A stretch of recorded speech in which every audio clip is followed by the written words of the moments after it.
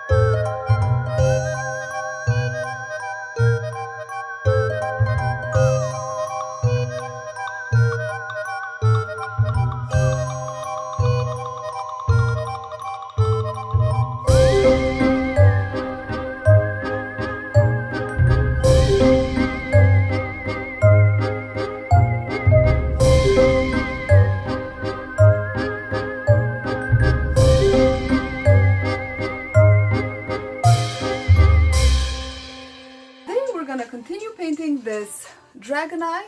Arteza iridescent paint. We're gonna make all these scales very nice and metallic and shiny and iridescent. Also, we're gonna make the inside of the iris glow. I also have this acrylic fluorescent paint, and these will glow in the black light. Deco Art glow in the dark paint, and this will glow in the dark. You don't even need a flashlight for that. Give love, get love.